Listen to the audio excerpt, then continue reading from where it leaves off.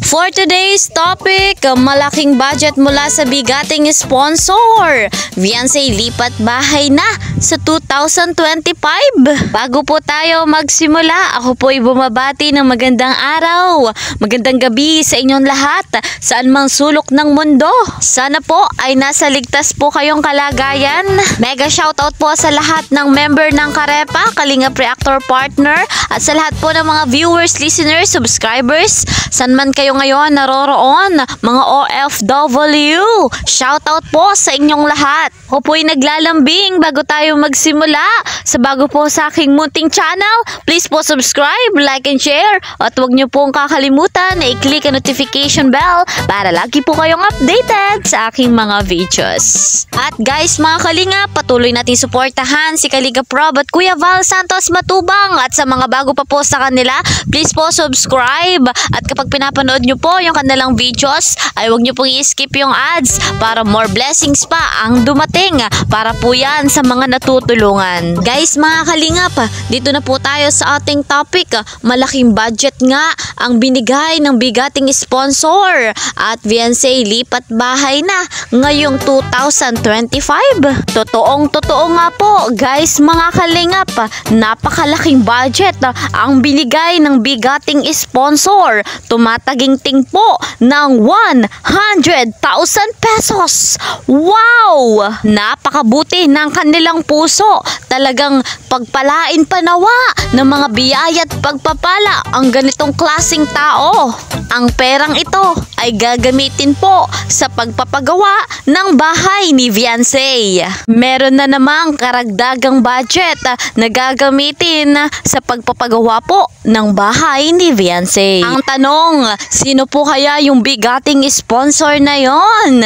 Walang iba po kundi ang team banig ni Kuya Val Santos Matubang. Nay talaga na napakabuti ng kanilang puso. Ito nga po guys, mga Kalingap, pag-usapan natin yung lipat bahay ni Beyonce. Guys, mga Kalingap, alam naman po natin na napatigil yung pagpapagawa ng bahay ni Beyonce sa kadahilanang inuna po muna yung kay Christian at kinulang din po sa budget.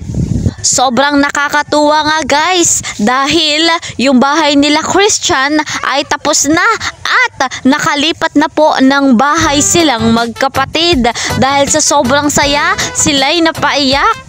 Ayan guys, dahil nga po tapos na yung bahay nila Christian, ngayon ay tinatapos na po yung bahay nila Beyonce. Wow naman! At dahil nagdagdag nga po ng budget itong ating bigating sponsor, ay talagang matatapos at matatapos na ito. Hindi na matitigil. Guys, mga Kalingap, ang estimated na makakalipat bahay sila Beyonce ay ngayon ngang January. Kaka-excite naman guys na lumipat sina Beyonce at ang kanyang buong pamilya sa kanilang bagong bahay. Malay natin guys, mga Kalingap, bago po matapos itong taon, makalipat na ng bahay sila Beyonce. Natin alam, malay natin paspasan nung mga gumagawa ng bahay ni Beyonce, di ba? Ayos yun.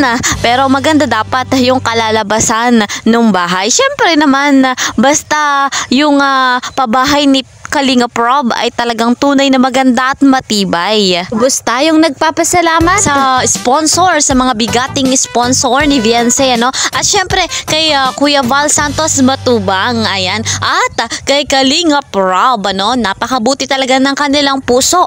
At sa hindi pa po nakapag-subscribe sa kanila, kita nyo naman, marami silang binibigay na financial assistance, pabahay, mga scholarship, at iba pa. Kaya deserve nila na i-subscribe natin at panoorin yung kanilang mga vlogs. Yan guys, mga Kalingap, syempre ako inyong lingkod, Kalingap Kiel. Sana ipatuloy nyo pong subaybayan at tangkilikin para po more updates sa ating love team na EDC at syempre sa ating baby Beyonce. Maraming salamat. See you po sa next vlog. Bye-bye!